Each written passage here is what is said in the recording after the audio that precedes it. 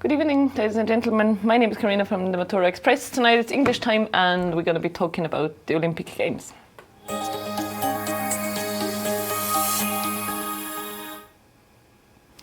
Okay, welcome back. So, as I said, tonight's topic are the Olympic Games, which will, I suppose, not be an individual A-levels topic, but will definitely be part of sports and recreation. Sports and recreation is kind of the umbrella topic, the big topic, which is split in several subcategories. The Olympic Games could be one of them. I will quickly mention a few facts about the history of the Olympic Games. We will then have a look at some facts and figures that you could present. I tried to put together some facts that are not in your book, so that you have to talk about, that you have something to talk about. Sorry. Yeah, and I will also give you a couple of sports for the Summer Olympics, because they have more complicated sports that you may want to mention, simply because that's vocabulary that is maybe not everyday vocab that you could use. Good. Let's have a look at the history of the Olympic Games first. As you probably all know, the Olympic Games had their origins in Greece, in ancient Greece in that case. That's where the word Olympic comes from, because everything's kind of related to Olympia, the old ancient Greek city.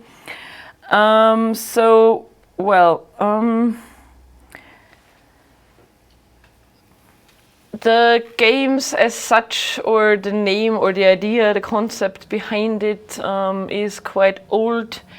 So legend has it, or the old Greek and Roman stories have it, that everything began over 2,700 years ago.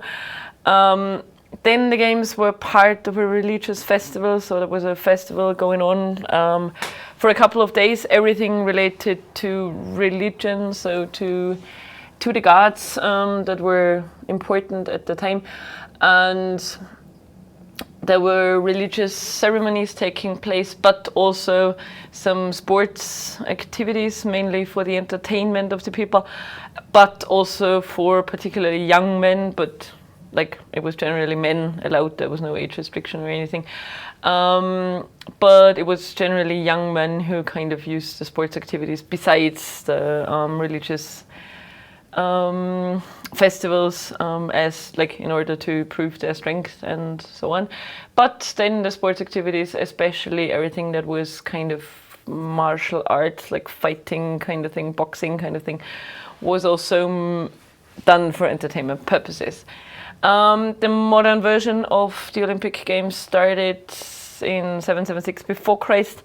The idea was basically the same than it was in the very, very, very beginnings. Like the games were held in honor of Zeus, the most important of the gods at the time. They took place every 4 years, and people were like properly training for it, as the games were kind of supposed to be a sign of honor for Zeus, but also a chance for young men to like prove their bravery and their worthiness in the games. It was sports competitions of different kinds of types. There was running, like long distance, short distance running. There was some kind of wrestling thing going on. There was an early version of shot puts. Question is, what do you call shot puts in German? Shot puts? Kugelstoßen, that's what it is. There was a very early version of like throwing things over long distances. As I said, the Olympic Games were actually meant to impress the gods, I suppose, and especially Zeus, who was the most important one. The fact that they took place every 4 years is like people kind of did stick to that rule. Nowadays, the Olympic Winter Games are taking place every 4 years, and the Summer Games are taking place every 4 years, but so that they are alternating, and so there's Olympic Games every second year, obviously. But you know that. I think 2019 will be a year without neither Summer Olympics nor Winter Olympics. So the next ones will be in 2020 because there was the Winter Olympics taking place in 2018. So that's how it works. But they kind of still do stick to the 4 years rhythm. Obviously, there was no Winter Games going on that time. The whole thing is, I think that's also going back to the past, I guess. Those of you who have already watched Olympic ceremonies, both the opening ceremony, but then also the praise-giving ceremonies and the closing ceremonies, they are very, very symbolic, I guess. There's people doing all kinds of symbolic things, like it's kind of a rite that is going on, really. There's a big opening ceremony. I think that whoever is allowed to carry the flag for a country, like there's one flag carrier for every country, for every nation that is taking place. I think that is, or it is said that this is a big honor, like, so it's only the most important sportsmen and women chosen for that task. I have no idea who was the Austrian flag bearer in Pyeongchang in the last Olympic Winter Games. How are you? Gonna Google that at some stage. Marcel Hirscher, probably. But in any case, so being selected as the person who is allowed to carry the flag is a great honor. And as I said, it's only the most important sports persons of a certain country. That is why my idea is going in the direction of skiing. Could either be Marcel Hirscher or the girl, I don't know. Anna Veit, I think is her name. I should actually start and watch more women skiing. There's also a big torch lit at the very beginning, the Olympic fire. I think that's also a very big honor to be allowed to like light the torch, to be the one who comes into the stadium carrying the torch. It was Anna Veit. Ha. Good guess. My voice in the background just said that it was Anna Veit actually. So women downhill skier. Oh, that's what Wikipedia says. Well, Wikipedia is always right in stuff like that. So a quick Google research just told us that I was wrong with my Marcel Hirscher guess, but that it was Anna Veit, which is close. Like I even guessed, at least guessed the sports. Like. So Anna Veit was the flag bearer for Austria in Sochi. In Pyeongchang, sorry. Yeah, as I said, big honor. Same for the torch. So the Olympic fire is lit in a very big ceremony. It's like this big pot kind of thing. Also, only very selected people are allowed to light the torches or carry the torches in the opening ceremony. Usually it's a very prestigious thing for a country or for a city to actually be allowed to host the Olympic Games. So they kind of try to kind of outrun each other and compete with each other in how great and how big the opening ceremony is. Same holds true for the closing ceremony, so there's always some kind of spectacle going on and some representations of the culture as well. I think especially the opening ceremony also serves as kind of an introduction for the culture of the respective countries. So yeah, if you're interested, you may want to have a look on the internet. I'm pretty sure you find something on that. Probably quite interesting to like compare what the different countries do. I suppose that Pyeongchang did something different than Sochi. I guess Russia had a different approach to what they did, and also I think the opening ceremonies of the Winter Olympics different to the Summer Olympics. So you may want to, if you're interested, you may want to do a quick Google search. The random list of countries, because my computer skills are so great, the list of countries is actually meant as an explanation for the Olympic rings. I'm pretty sure you've seen them. They're all over the place.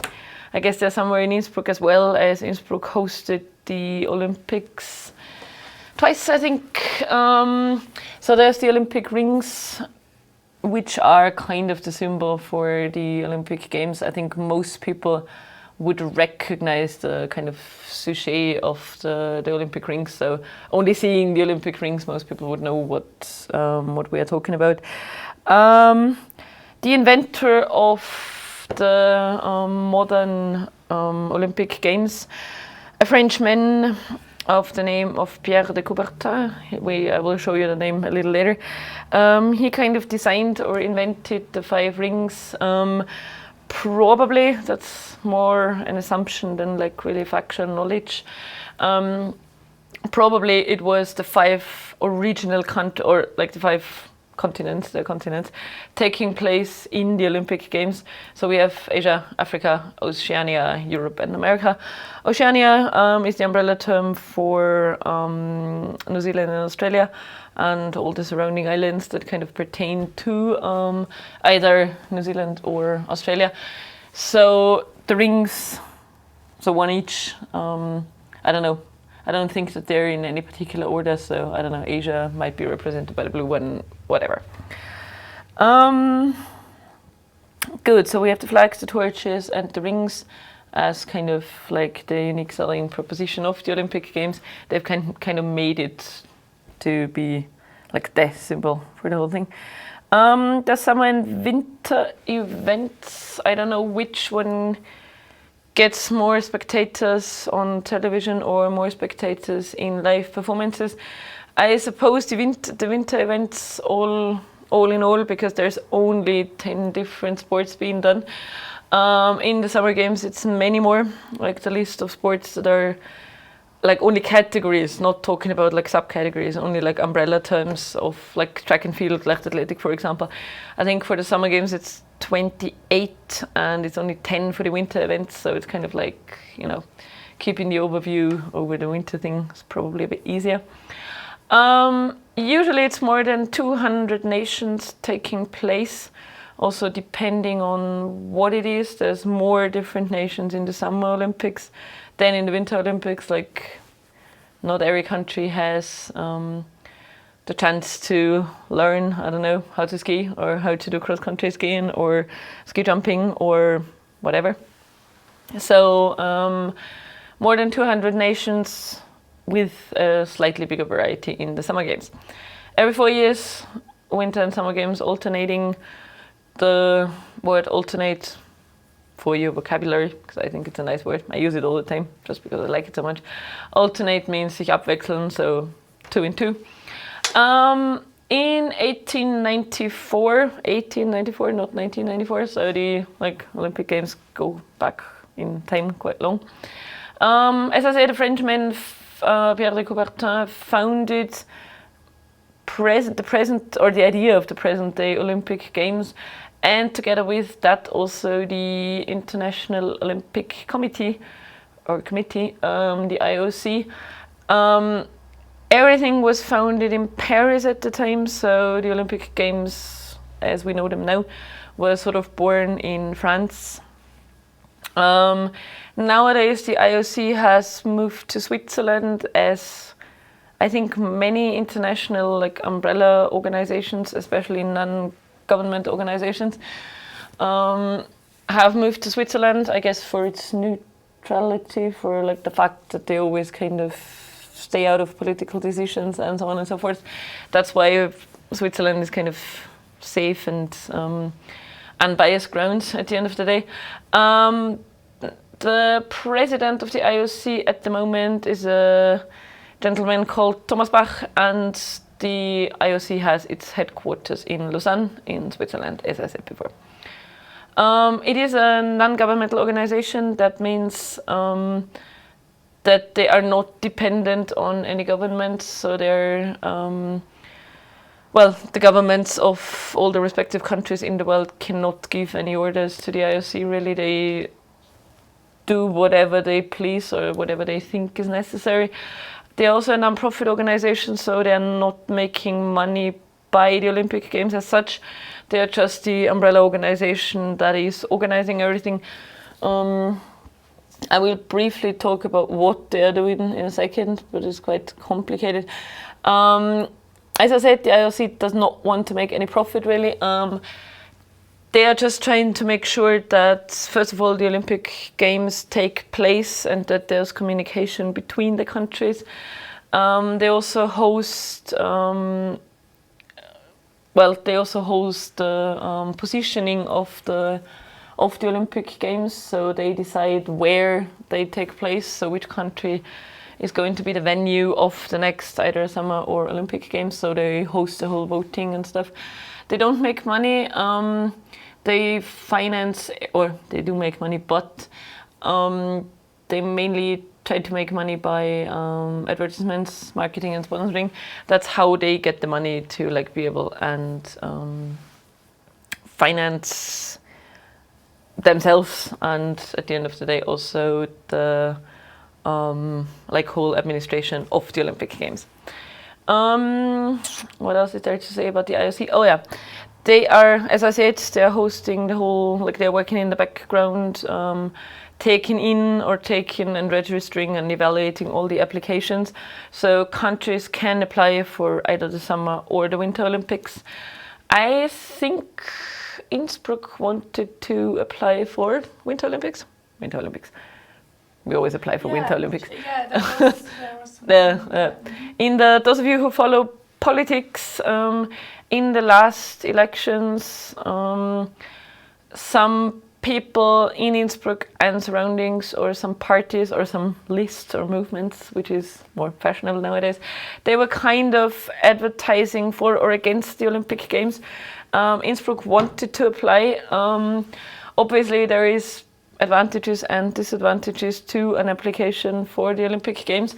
There were some parties and some politicians quite strongly against Olympic Games because they cost a lot of money, and because the last Olympic Games that took place in Innsbruck were many, many years ago, so the whole infrastructure would have to be renewed, kind of thing.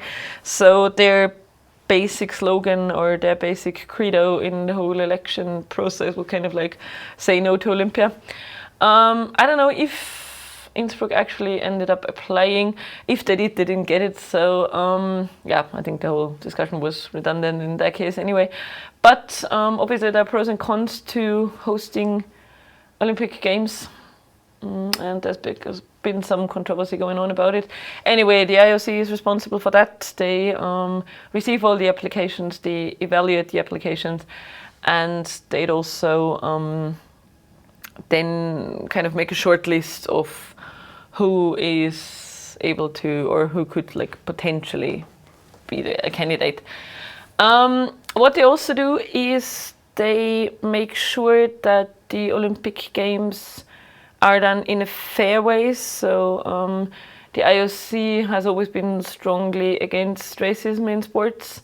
After the FIFA, the second big body that kind of launched a campaign against racism in sports. Football was first. The IOC followed quite quickly. If you just type in IOC anti-racism, they do have something on that matter on their homepage, and so they are trying to make sure that sports is done in a fair way. Which leads me to their next responsibility, which would be the whole doping thing. So they are basically the supervising body of the doping rules and restrictions. They carry out tests, or they employ the doctors or the scientists or the experts who would then actually carry out the tests. So that's what the IOC does as well. They were actually also the ones who basically revealed the big doping scandal in the 2014 Olympics in Sochi, the Winter Olympics. The Russian team, I'm pretty sure you've heard of that, was accused of massive and institutional doping, or like on a institutional in the sense of large-scale doping, so also politicians and trainers and the people in the background knowing about it. The Russian team on the whole was stripped of a good many gold medals, so they were kind of taking away their gold medals, and whoever came second would then be the actual winner of the competition. I think it mainly concerned figure skating and all those sports, ice skating in general, but also cross-country skiing for as far as I know, but you may want to look that up. Anyway, the IOC found out that there was some large-scale doping going on in Russia, or that there is some large-scale doping going on, and they also established the connections to politicians. So because sports is very, very, very important in Russia, and also very there's a lot of money in the business, so that's what the IOC did in the 2014 Olympics. Any other major responsibilities they have? No, that's it. So that's the facts that you should know. Summer and winter, 200 nations every 2 years, but founded in 1894 and headquarters in Lausanne now for the very special status that Switzerland holds in the world. Good. As I said, there is 28 different types of sports in summer, or done in the Summer Olympics, but that is only the umbrella terms. So, as I said, the English word for light athletic is something like track and field. So that's the umbrella term, and then there is subcategories, but there's 28 umbrella terms, and then, I don't know, an infinite number of subcategories. I will give you some more fancy ones, so to say, so as to improve your vocabulary and so that you can show off your vocabulary skills. Bogenschießen is an Olympic discipline in the Summer Olympics, and the English word for that is archery. An arch is a bogen. We all know that. Archery makes sense. Bogen with bow and arrow. So arrow out of Pfeile, bow is the bogen as such. Fechten is also an Olympic discipline, something that I did not know. Fencing, a very, very old sport, was already done in the antiquity, comes out of the fighting pits of the gladiators. So fencing is still done. Was quite fashionable for a while. Here we stick to the old Greek words, pentathlon. Is that how you spell it? I don't know. Pentathlon. No, I think there's a superfluous H in there, because that would not make, no, but then I would just, that is Yeah, like that. like that. There's an H after the second T. After the second T. Pentathlon. Ah, there we go. I did have old Greek in school. These lessons did not pay off that much, I would say. So, 5 different sports. Also dating back to antiquity, so that was already done when people in Greek, and then also, of course, in Rome, fought, or when they did their version of the Olympic Games. We know that. I suppose I'll try to spell it correctly this time. There we go. Very old as well, and still done, which I think is, well, I'm not all too much into watching Summer Olympics, but I think the Kugelstoßen thing is quite fun. Whoops. I should definitely take some kind of, IT lessons or something. Shot put is what Kugelstoßen is called, so you get the balls and you throw them. Also a very, very traditional sport, very old. Also invented by the Greeks and the Romans. And we still use that word.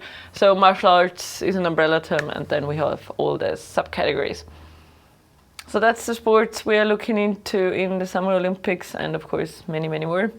Also the classic ones, of course, all the track and field, the running competitions. People like Usain Bolt, when he was still running, was always kind of the star of the Summer Olympics, really. Their sports or their events. There's 10 different types of sports in winter, but again, it's only umbrella terms. So one umbrella term would be skiing, so 1 out of the 10.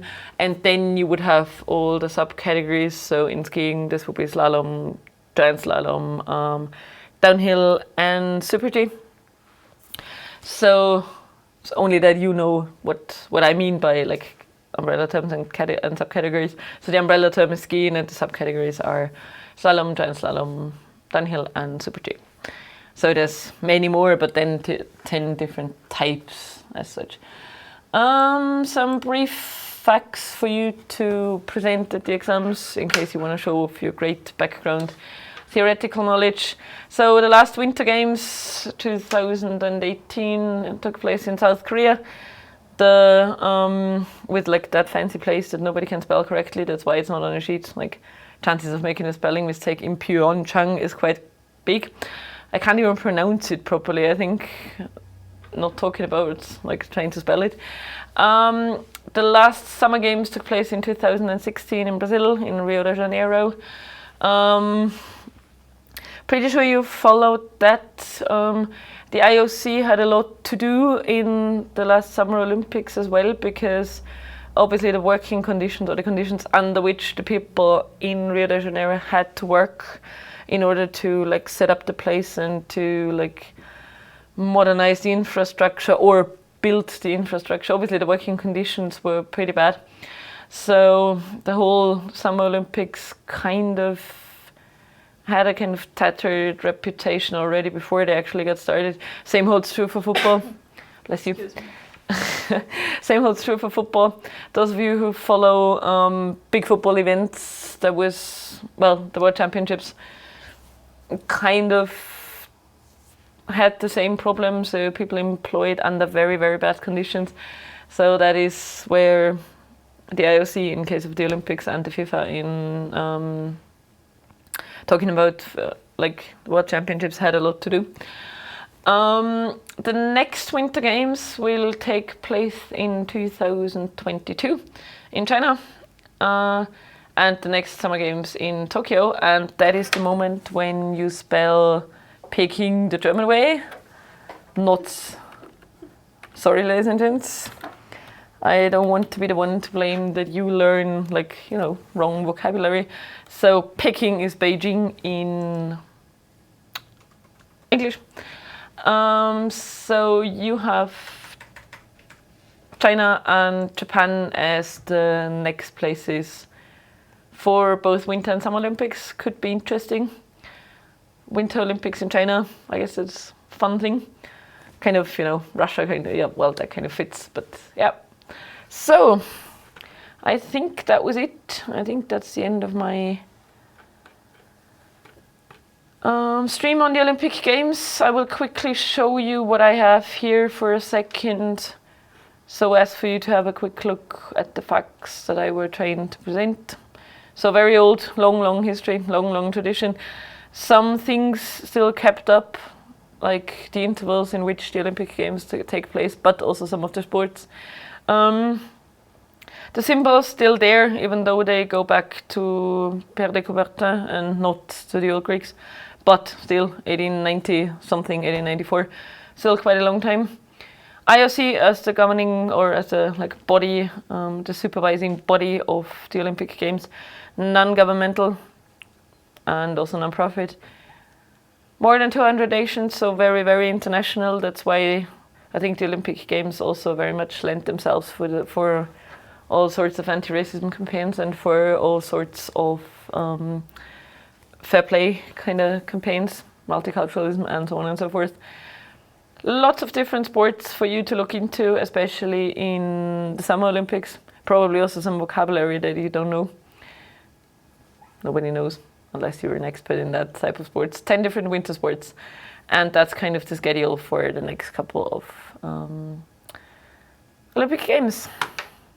Oh yeah, and also, so as for you to have some background knowledge on the topic, you may want to look up the doping scandal in 2014 in the Russian Olympics, just because it gives you something to talk about.